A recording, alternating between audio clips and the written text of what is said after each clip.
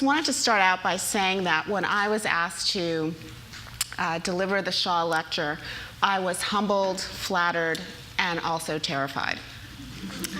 I think research has shown that public speaking is one of the most stressful activities that you're ever called upon to do. And speaking at your alma mater is in an entirely different category. Anywhere else, if you do a bad job, the only thing people will do is say, she sucked. Do a bad job at your alma mater and they could take away your diploma. So I will try not to disappoint. I'm not going to speak too long because I really hope that you guys have lots of questions, and I'd love for this to be a conversation, and I really look forward to your comments as well. But I'm also kind of hoping that no one has a comment like the one that I thought I would lead with. On October 3rd, while I was in Paris covering the spring 2011 fashion shows, I received this email from a gentleman that I have never met, and as far as I know, I have never caused him any direct harm. I quote, "The fashion industry is irrelevant. I can't believe you still have a job." That was it. And he signed his name, which I will not reveal to you in order, well, because I didn't tell him that I would be using his comment. But my response to him was as follows: "I will forward your misguided observation to the many people who work in the more than $3 billion industry and who keep people like you from having to go naked, as I presume you do wear clothes." His response: "Just do us both a favor and simply ignore my emails." I took that as a sign of victory. The email that he sent me, though, was unique, and only because it was so direct. I regularly receive emails and phone calls from people who take issue with my column, my job, and ultimately the very right of the fashion industry to exist. The anger seems to come from the fact that there is this tiny, tippy top of the industry, about 2% of the industry, that focuses on high-end fashion. And they forget about all the clothes that are in Walmart and Macy's and Club Monaco, the clothes that most of us wear on a regular basis. To use a particularly Michigan analogy, it's as though he's maligning the entire auto industry simply because Rolls Royces actually exist, or perhaps concept cars. But the fashion industry, well, it produces clothes. And what it sells are tools for self-definition and public expression. Each of us, every time we reach into our closet and make a decision about what we're going to wear on any given day, we're participating in the fashion industry. When we slip on an interview suit, that's fashion. When a bride obsesses about her wedding dress and we worry about what we're going to wear to her wedding, that's fashion. When we dress in sober black or navy to show our respect at a funeral, that's fashion. Team uniforms and colors that help us bond, help us find people of like mind, that's fashion as well. I've never seen anyone who's on trial come into a courtroom without putting on a suit and trying their best to look as dignified as possible. That's fashion. And in a prison, when inmates are given uniforms and jumpsuits in order to take away their individual identity and a vital source of power, that's fashion as well. And my personal favorite is with political candidates. When male candidates go out on the road and they take off their suit jacket and they roll up their sleeves in the universal sign of, "I'm about to speak earnestly to you now." That's fashion. And even those of us who declare with great pride and swagger that I'm not interested in fashion, and so we choose to wear something that we think is anti-fashion, what we're really saying is that I'm not into trends and I'm not into fads, but I'm still using fashion as a way of defining myself to the world as intellectual, bohemian, or extra crunchy granola. In Washington, I've learned after about over 10 years at the Washington Post, people there are more obsessed with appearance than in any other city. and I include Hollywood in that assessment. Washington is a city that is consumed with how people define themselves in the public sphere. And when I came to the Washington Post in 1995, I quickly realized that the nation's capital was a city that was also deeply ambivalent about how it defined itself on the public stage. One of the first columns that I ever wrote looked at the relationship between fashion and politics, and it was about the Washington fixer and friend to presidents, Vernon Jordan, who's seen here. Unfortunately, the article was not written under the most auspicious circumstances. Jordan was being questioned by members of Congress and President Bill Clinton's attorneys in conjunction with the impeachment trial. I'd seen Jordan on many occasions, and although I didn't know him, I also got a chance to look at his appearance. And I'd also gotten a chance to look at the congressional delegation. So it was fairly reasonable to assume that Jordan was probably going to be the best dressed man in the room, and that paired with his impressive resume, he was going to be a rather intimidating witness. Jordan is known for being especially well turned out, not flamboyant or ostentatious, but impeccable. His shirts are from Turnbull and Asser, or at least they were at the time, and he often wears ties by Charvet in Paris, and the fit of his suits is precise. In that column, I wrote that much of Jordan's captivating style can be traced to his impressive physical stature.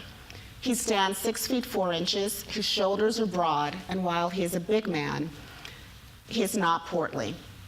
More important, however, he is a black man who is not simply wearing the attire of the establishment, but wearing it better than the members of the establishment could ever dream. I wrote that in 1999, and I wrote it because Jordan was going to be the lone black man in a room full of privileged and powerful white men. And it said something that in the images that followed that meeting, Jordan indeed looked like the man in charge. And the men in charge, after all, are called the suits. They're the people who have the money, who have the power. They're the no-fun, dour administrators. They may not be creative geniuses, but they hold the purse strings. And the fanciest suit is the biggest man in charge. So I thought that Jordan was turning that idea on its head. In terms of physical perceptions, he was taking the power away from those who ostensibly had claimed it for generations. I thought of Jordan again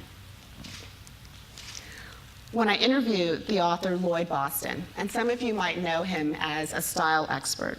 But at this point, he'd written a book about black men and style. And Boston is both black and a graduate of Morehouse.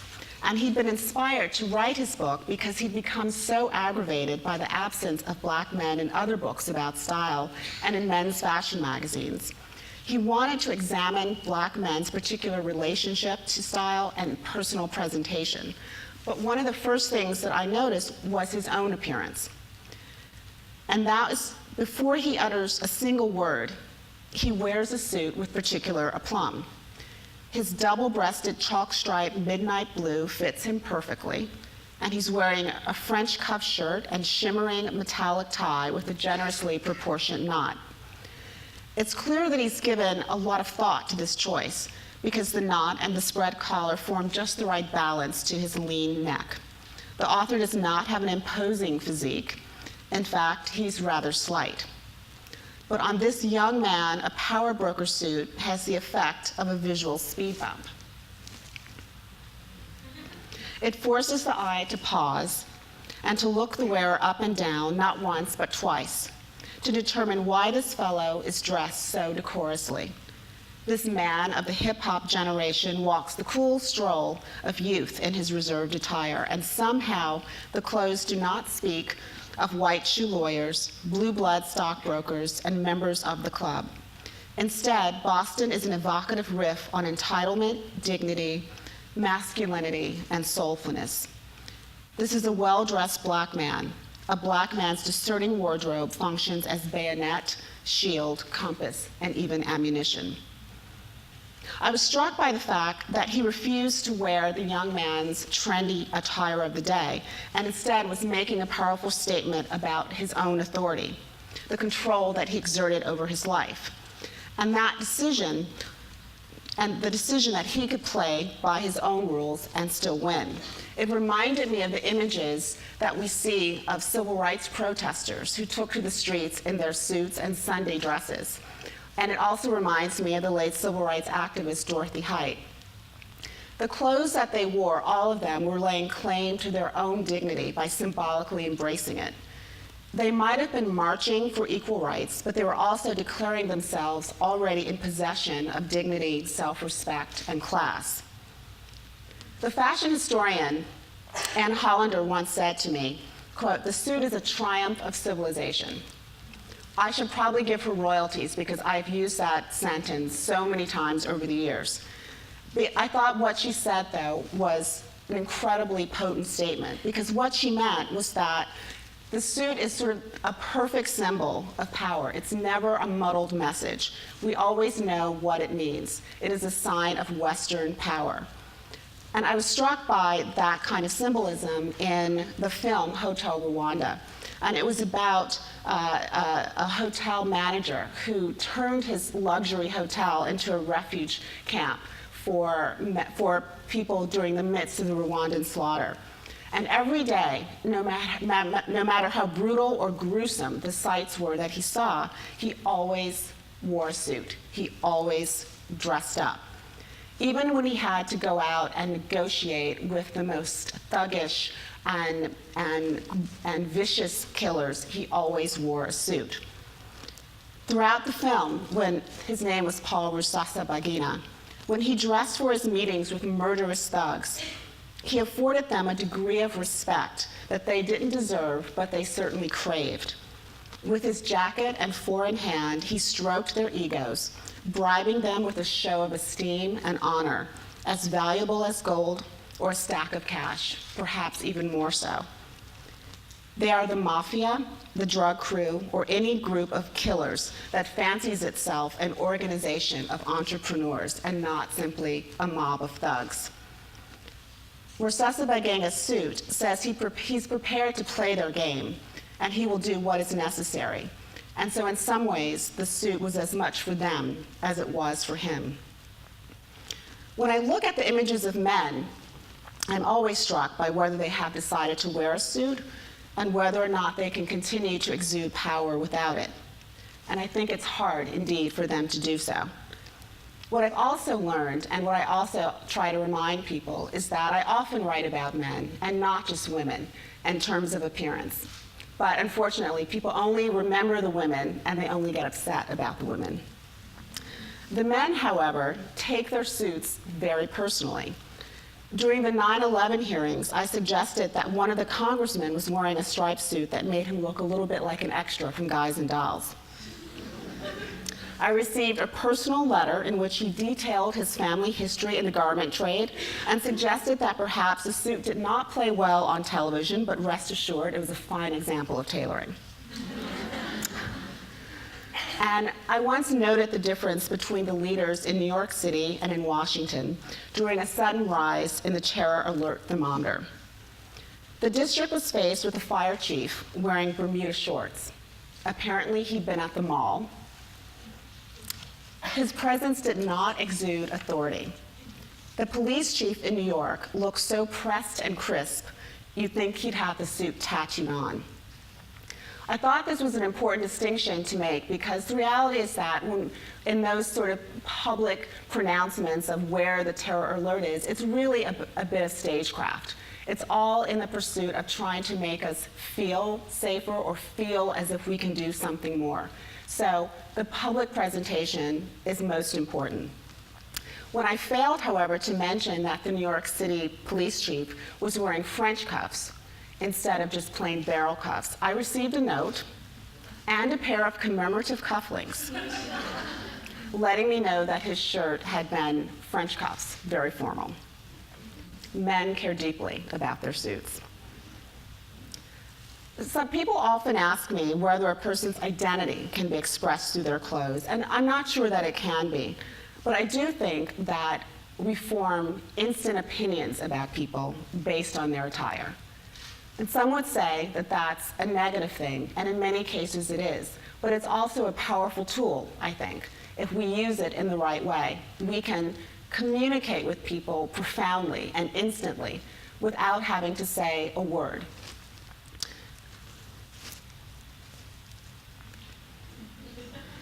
Just absorb it.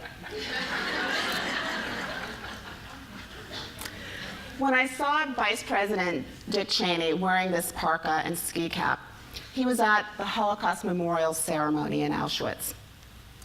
And when I looked at that, the first thing that came to mind, of course, was, did someone not tell him where he was going?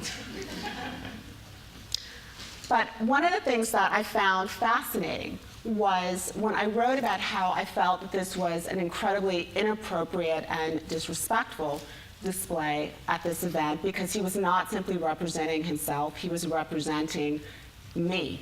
He was representing this country. There were people who felt that it didn't matter what he wore, that all that mattered was his presence there. But I argue that there's little doubt that intellectually, Cheney approached the Auschwitz ceremony with thoughtfulness and respect. But symbolism is powerful. That's why the piercing cry of a train whistle marked the beginning of the ceremony, and the glare of searchlights signaled its end. The vice president might have been warm in his parka, his ski cap, and his hiking boots, but they had the unfortunate effect of suggesting that he was more concerned with his own comfort than the reason for braving the cold at all. In fashion, we talk a lot about tribes, the idea that we dress in ways that speak to those who are part of our circle. We dress to fit in with a group of people or to intentionally rile those who are outside of our circle. In some circles, a Birkin bag is a serious signal of power. There's a waiting list to buy one. Even if you have a black American Express card, it's virtually impossible to walk into an Hermes boutique and purchase one. The bag is a talisman of power and privilege. To other folks, it's just a rather boring handbag. But when Martha Stewart took her favorite old Birkin bag to court during her trial for obstruction of justice and securities fraud, it wasn't the best way to convince a jury of Manhattanites that she was not so full of herself that she believed she was above the law. 11 years ago, the Birkin was just an expensive classic bag, and for Stewart, it may have been a talisman of her hard work, dedication, and perseverance. Now she may see the bag simply as practical, but over time, the Birkin had become a cultural emblem of elitism, privilege, and celebrity. It's the bag that money alone cannot buy, and it's a reminder to everyone else that those who are famous always seem to have the advantage. During the healthcare town hall meetings, the fashion tribes were clear in photo after photo. The common man in his t-shirt and jeans is shouting passionately at the suits. In the videos from these meetings, the audio is completely unnecessary. It's clear who's in charge and who's shouting into the wind. Visually, there's nothing to indicate that we're all in this together. It's an odd juxtaposition, given that during campaigns, politicians are quick to roll up their sleeves or slip into a Carhartt jacket where they're making a sales pitch to the working masses. The point of the clothing change is to indicate empathy and solidarity. But instead, for the town hall meetings, the legislators had been going out in full Washington regalia. Indeed, President Obama had been photographed looking more casual in the White House than he did at a question and answer session in New Hampshire. The Washington power brokers had suited up to underscore their authority and the seriousness of the subject matter. But their attire also said, "I am the boss of you." And all those howling citizens in their t-shirts and ball caps and baggy shorts were saying, "No, you're not." In politics, those tribes are the constituency. The clothes, the public presentation, it all has to ring true. Which brings me to Sarah Palin. You might recall her $150,000 wardrobe courtesy of the RNC. The problem with the wardrobe was that Palin had positioned herself as a woman of the people, a sort of plain-spoken every woman, a mama grizzly. But every woman does not shop at Neiman Marcus, a store unaffectionately known as needless markup. Every woman does not shop at Barney's, a store that when it went into bankruptcy some years ago had essayists writing gleefully about how the snotty store was getting everything that it deserved. Clothes are only political because of the way in which we use them to convey messages about who we are. The Palin fiasco was a striking example of how the clothes misspoke, of how they were so far off of her talking points that they contradicted them. In contrast, Cindy McCain never encountered any kind of political scandal with her clothes, even though Vanity Fair once estimated that her entire ensemble for one of her husband's campaign stops cost well over $250,000, jewelry included. But we didn't care, because that didn't contradict what we knew about Cindy McCain and how she represented herself. She never tried to pretend that she didn't come from money. She never pretended that her life wasn't privileged. The clothes rang true with what we knew about her. Of course, the rules are different and they're difficult for candidates and for candidates' wives, for presidents and for presidential candidates. Hillary Clinton and her pantsuits. One of the most fascinating things I found about Hillary Clinton was that she protested too much. During her Senate campaign, she found a uniform, a black pantsuit, that worked for her. She looked chic, it took the topic of clothes off the table. She dressed in the same vernacular as a man, and by that I mean she found a uniform of authority and she stuck with it. But somehow, when she decided to run for president, she thought it was better to dress like the president of the PTA in a series of rainbow-colored pantsuits. She seemed to be kowtowing to some stereotype that in order to look feminine, she needed to wear color. She needed to have some vague connection to a 1950s sense of what a woman was supposed to look like. And it always seemed to me to be an odd juxtaposition, an overly complicated message. It always seemed to be that she was saying, I'm ready to take that 3 a.m. phone call and I will do it before I head to the bake sale.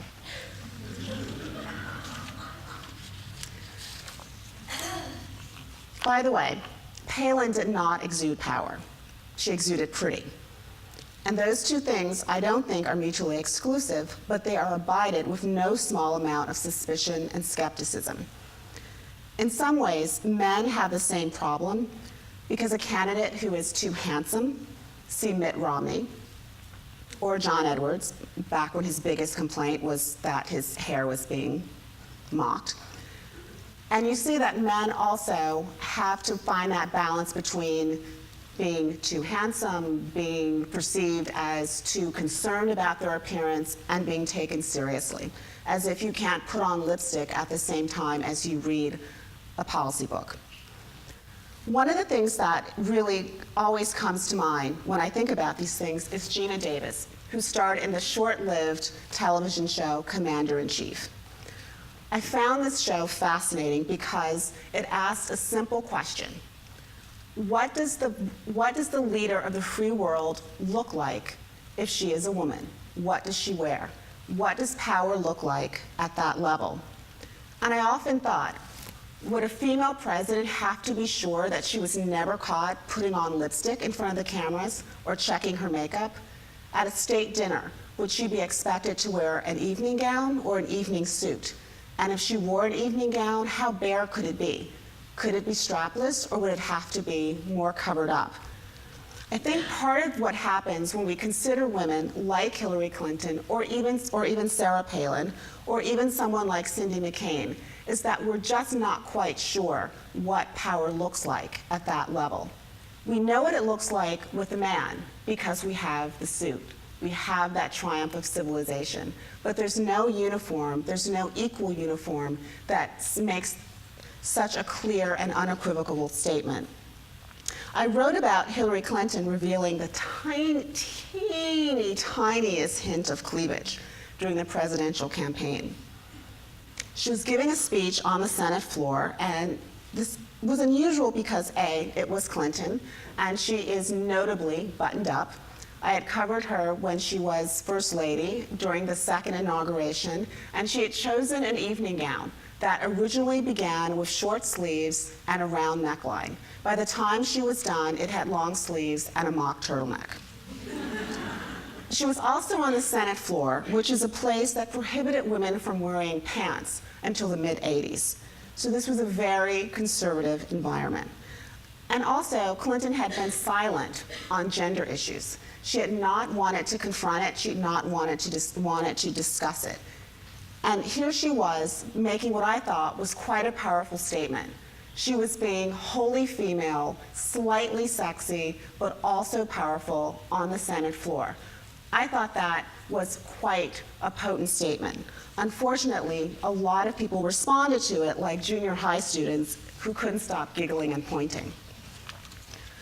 Condoleezza Rice, I think, struck a very clear combination of power, femininity, and sex appeal in a way that was also modern during an appearance at the Wiesbaden Air Base.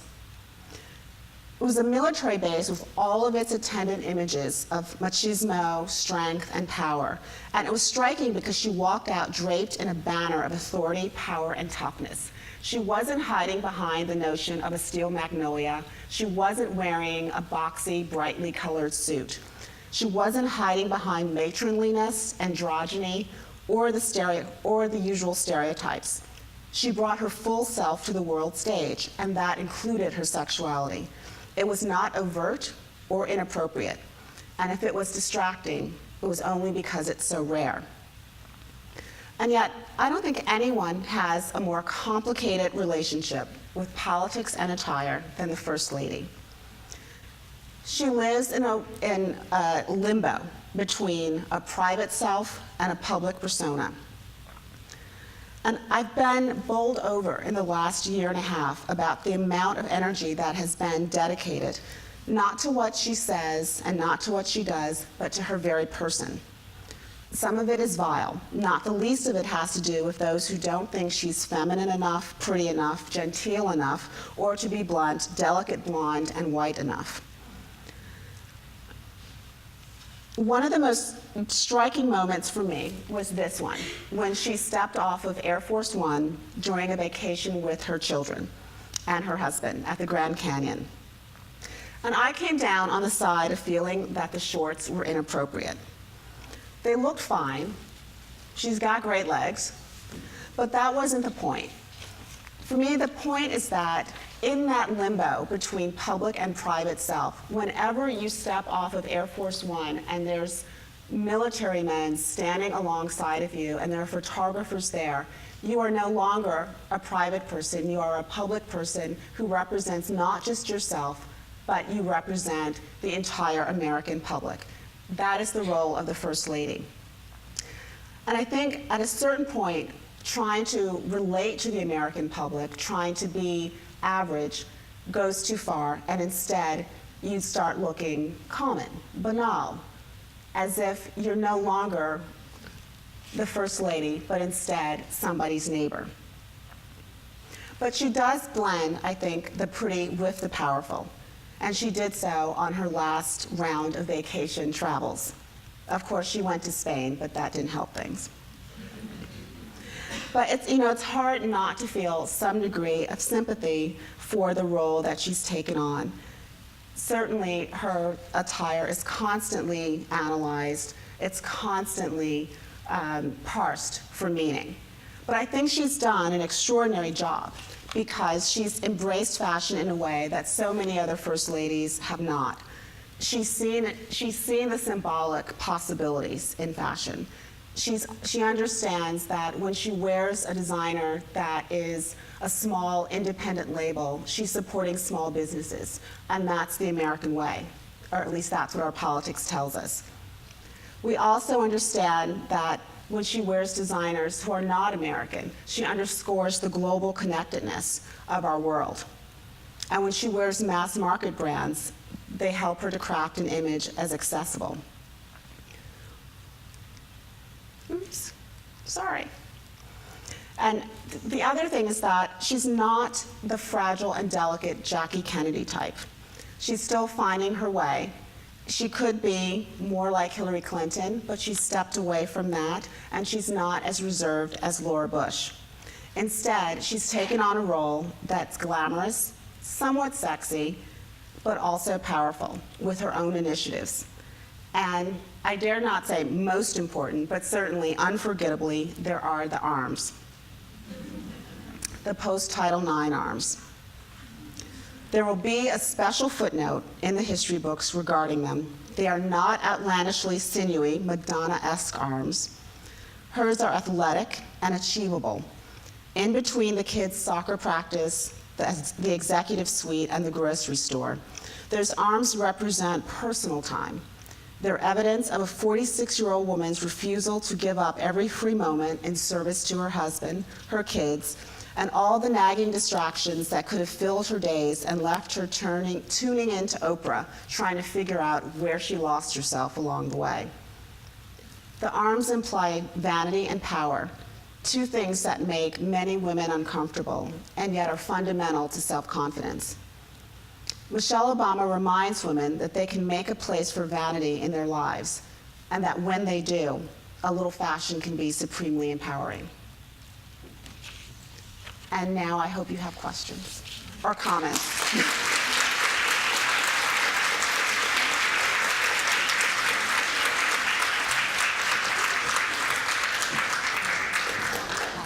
At the beginning of your talk, you made a reference to high fashion, which of course only appeals actively to that many people. I was struck this weekend that the New York Times, in these days when newspapers are struggling, did a whole magazine section on Milan and on high fashion. And am I way off the end of the beam thinking that is just so far away from everybody except that small number of people that it's written for? Where is the newspaper thinking when they're looking at their bottom line? Well, far be it from me to defend the New York Times, working for the Washington Post, but also in defense of my job, I would say that, one of the things that is striking to me is that so often fashion is viewed as this sort of strange and rarefied world. And to me, writing about the shows that happen in Milan or the clothes that come out of Paris, it's the equivalent of going to the auto show and writing about, what's coming down the pike and the possibilities in the new technology and the concept cars and what may end up in your driveway, a year or two from now. It's a little bit like going and covering the Super Bowl if you cover football. It is that moment, that apex for an industry when it sort of pulls out all the stops and it attempts to show you the best that it can produce, the most creative products that it can produce.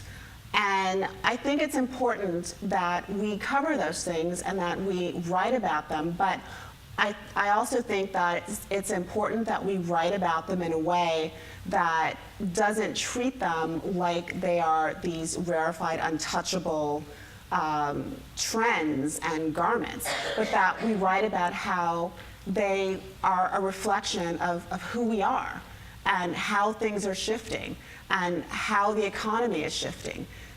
For the fall season, there was an enormous shift towards clothes that were kind of 1950s inspired in terms of their shape. There was an emphasis on dresses that had these cinched waists and an emphasis on sort of the bosom. And designers had to go out and hire Victoria's Secret models because they needed models that had breasts to, fill out these clothes. And, I think that there is a part of the population that is interested in that purely from an aesthetic point of view. In the same way that I, read about an art exhibition, not because I'll ever go out and spend $20,000 on a painting, but there's something that is gratifying in reading and seeing something that is so creative and that is aesthetically interesting. But I also think it speaks to a shift in the way that we are interacting socially. I mean, I think it speaks to a shift in how we idealize the female form. I think it speaks to a shift in the way that we're thinking about, the economic times. I mean, the idea that designers are looking back at the 50s and having a certain nostalgia for that, I think says something about the fears that we face now in terms of what our future might look like. So I think if you have a conversation about it in that way, then I think it's very relevant, and I think it's a way that people can get engaged with current events that is in many ways a lot more exciting than just reading about the latest unemployment statistics. I think you're referring to what I'm calling the madman effect, harkening back to my early childhood. But the other thing is the embellishment. I went out looking for an outfit last week, and everything is sequined, feathered, ruffled, faux fur, and I find it kind of wondering in my mind when we're in this time when we're all paring down in our lives. Life is a little sparse, and we're concerned about what's going on with the economy, and our clothing is reflecting quite, all this embellishment. There's never anything wrong with a little sparkle. But, I think there are two sort of strains of, fashion happening out there, and I think one is that kind of embellished, sparkly, feather-studded extravaganza. But then I think there's another extreme that in fact is very spare and is very unadorned, and all the interest is in the few millimeters difference in the way that a collar or a lapel is cut. So I think there are two avenues there. But it sort of reminds me of stories that were written during World War II. And the idea being that in such trying times, why does fashion matter? Why should we be involved or even concerning ourselves with what is frivolous to a lot of people? And one of the arguments was that if you lose sight of the beauty and the pleasure and the sheer joy that you can get from fashion, then what's the point of the struggle? What's the point of sort of dealing with the day-to-day tragedies and struggles if you don't have this sort of shiny thing in the distance to look forward to? And for some people, that is fashion. And for other people, it is, it's a cruise, or it's a massage, or it's a new car, or it's, tickets to the World Series. So, I find that often there's kind of a sexist strain that runs through observations about the fashion industry, because it's an industry that overwhelmingly caters to women, even though it's an industry that is overwhelmingly run by men. And I often think that if more men were involved in the purchasing, then there would be a completely different take on it. I'm often sort of struck by the fact that no one really sort of complains about, a guy who goes out in the middle of a storm to play golf because he's a golf nut. But people respond in a kind of sort of prickly way when a woman, decides that she wants to go shopping. And, and I think that really comes down to sort of a gender discrepancy. First, I have read about your article in the Freep that was on Sunday's paper. I saw that you have worked for Vogue in 2000. Mm-hmm. I just wanted to know what was it different between working for Vogue and the Washington Post. And also, if you have any advice to give for a young teenager who wants to get into the industry. I would say that the biggest difference between working at, well, there are many differences between working at Vogue and working at the Washington Post. My wardrobe was better at Vogue. But, you know, the biggest difference really is that Vogue is really part of the fashion industry. And part of its mission is to celebrate the industry, to be a cheerleader for it. And so the editors there, for instance, will preview a designer's collection and offer advice. Or, you know, if they're producing an editorial and they decide that they would like to photograph a big feathery ball gown and they want to do a feather story, they can go to 5 or 6 different designers and say, make us feathered clothes. So, I mean, it's really a very different mission. I do say to people who are skeptical or cynical about the magazines, in my experience, you know, Vogue doesn't say something is good if it thinks it's bad. It simply won't write about it. So the point is to highlight the positive. At a newspaper, I've always felt that my mission is to be the eyes and ears and voice of my reader, of consumers, and to speak to a broad audience. So, you know, my greatest compliment is when someone says to me, I'm not interested in fashion, but I like reading your stories. Because it means that I have appealed to them on a level that is far beyond just the pure aesthetics of the clothes. In terms of advice, I don't know if you are thinking of design or being an editor or, you know, what you're interested. Oh, a stylist. Wow. You know, if anyone is unclear on what a stylist does, a stylist is the person who makes magic happen at a fashion shoot, who makes celebrities look spectacular when they come down the red carpet. They're the person, sort of the aesthetic eye, who kind of puts it all together. And, you know, it's one of those jobs that people come at from about 5,000 different angles. So I think my best advice would be to just look for something, for some job, for some entry point in the industry, because I know stylists who have begun as magazine editors. I know those who have begun as photographers' assistants. I've known those who have come at it from the point of view of a designer. But there is a terrific book that was published by Teen Vogue, and it kind of gives a description of all of those jobs, and the editors interviewed different people who have those jobs, and they talked about how the route that they took to get there. So I think that would be just a really helpful thing, because then you can get a lot of different, read a lot of different stories of how people did it, because there isn't one route. I was struck by the Gina Davis, Hillary Clinton, Sarah Palin thing, and how incredibly sad it is that we don't know what a female president could look like, and that most of the stories that have to do with this are missteps. The Hillary Clinton stories are always about missteps, and the Sarah Palin stories about missteps. Mm-hmm.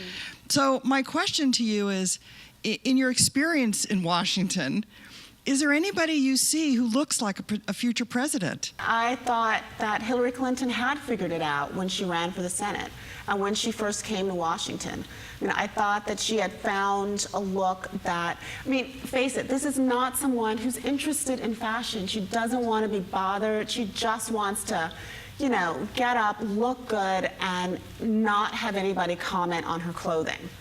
And, you know, and that's fine.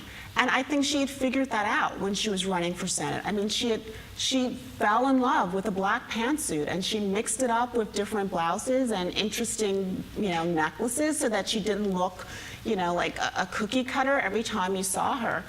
And so I don't know why there was this need to kind of go in this rainbow of pantsuits, during the campaign. And some of that, I think, comes from an ambivalence about whether you want to be a female candidate or just a candidate. And I don't think that, being a female candidate is necessarily a bad thing, because, that's part of who you are. And for me, it seemed like part of what happens quite often with a lot of the women is that they do struggle with that. And I think some of the younger women who are arriving have less of an issue with that kind of thing. I think that they are much more comfortable being, sort of wearing their gender on their sleeve, for lack of a better description. And that's not an issue for them.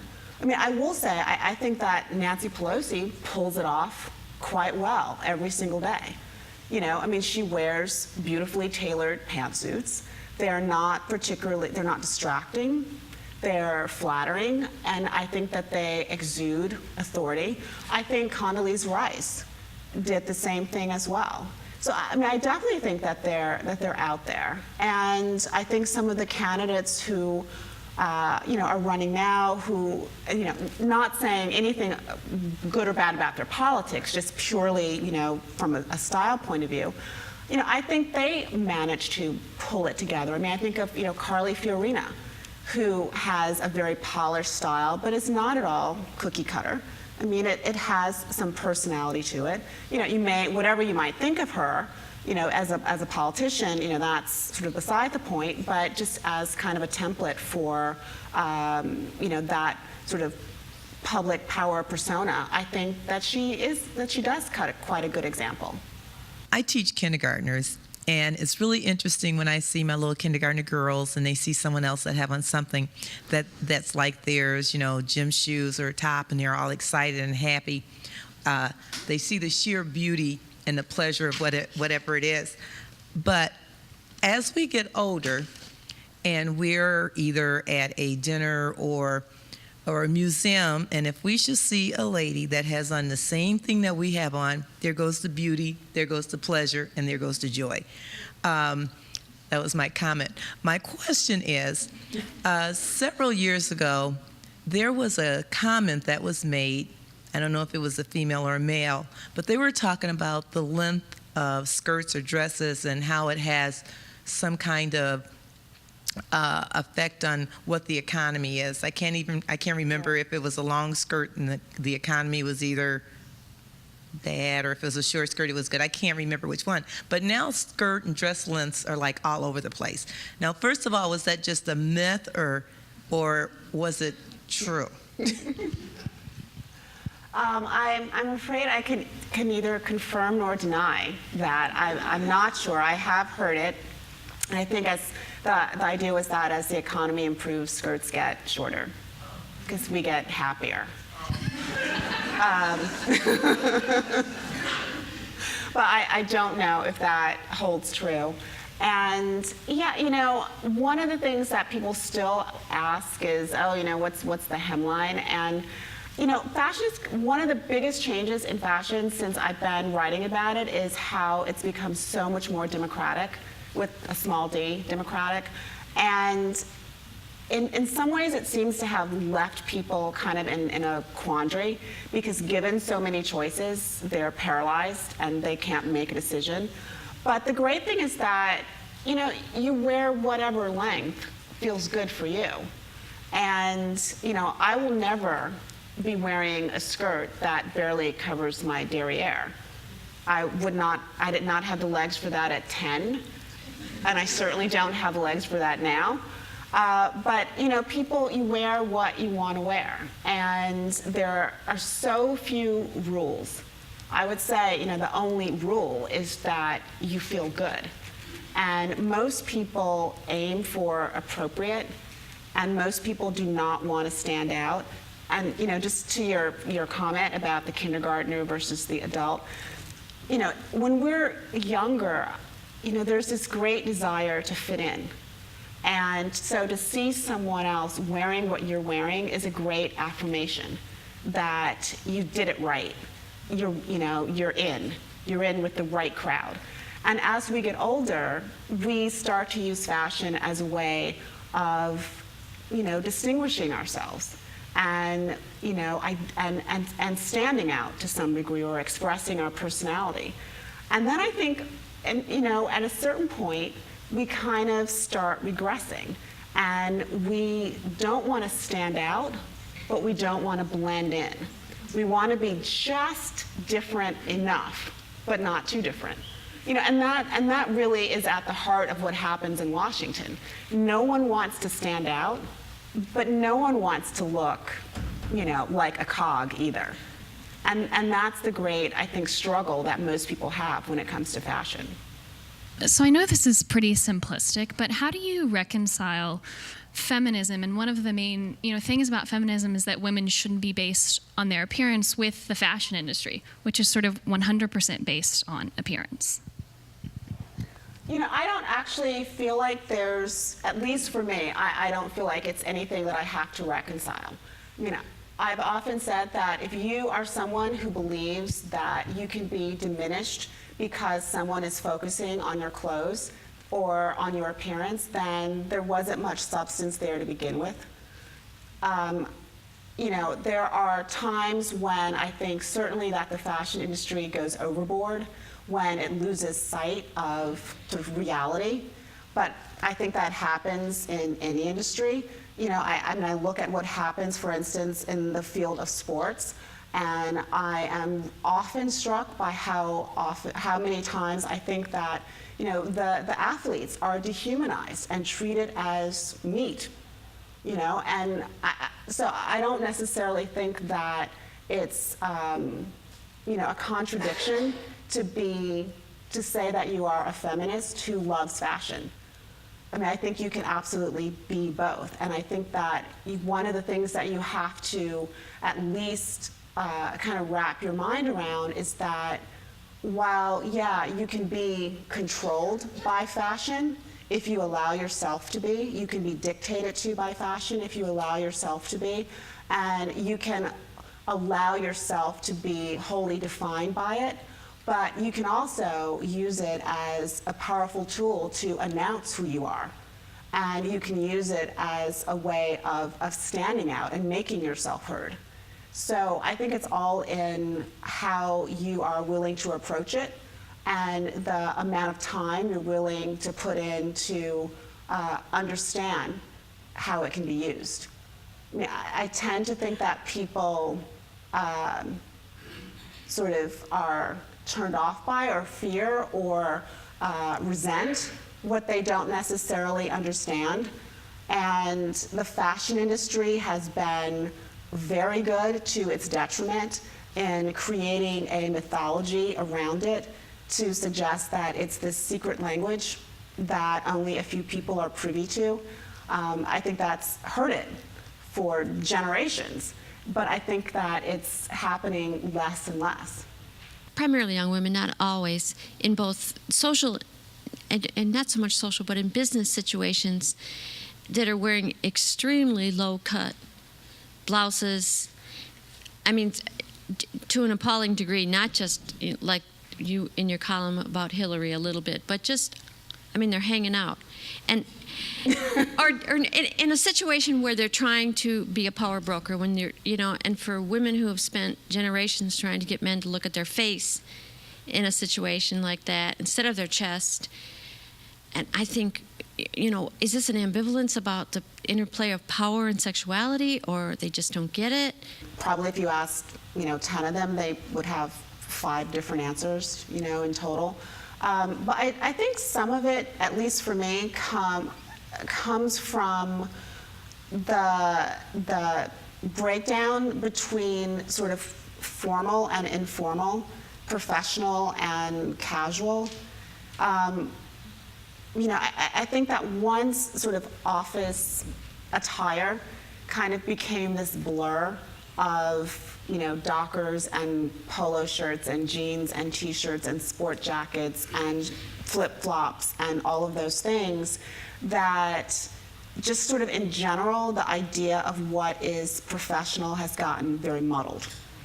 I also think that some of it comes from, to some degree, images from the fashion industry that are being misconstrued.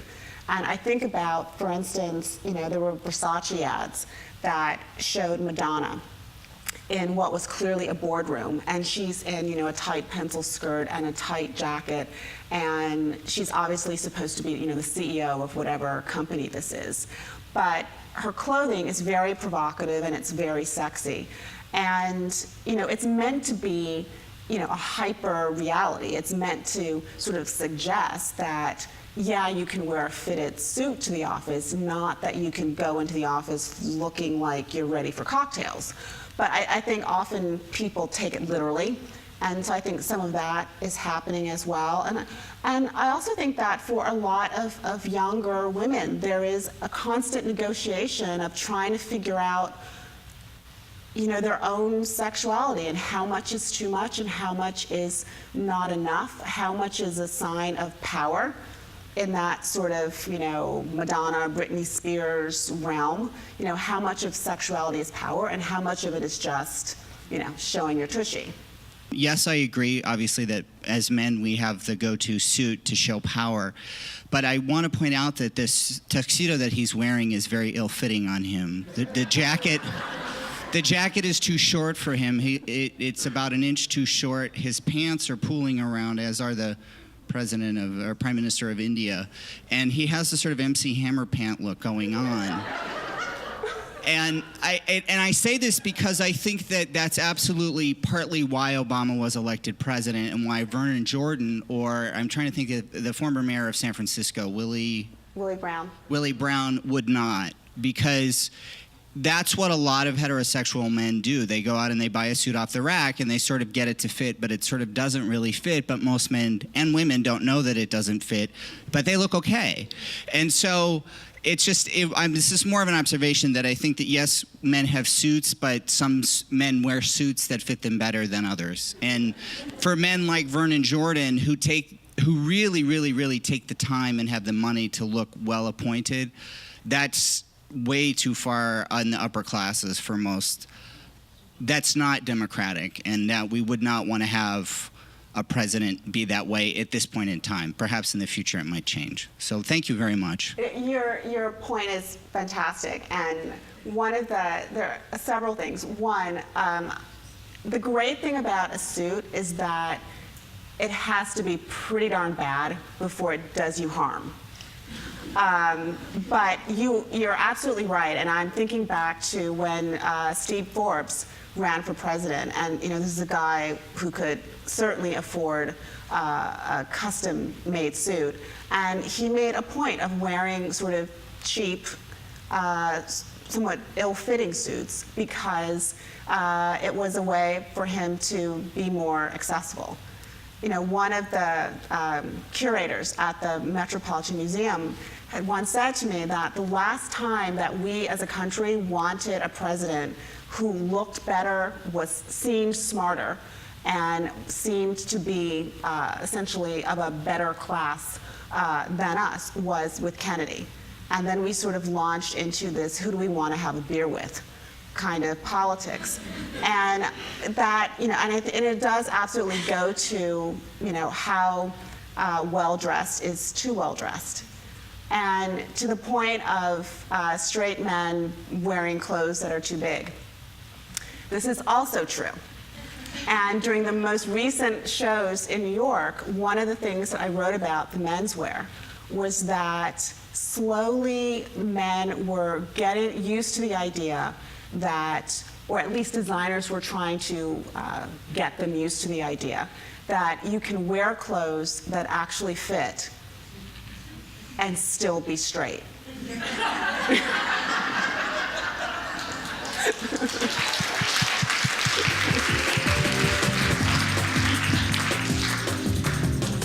Thank you all so very much.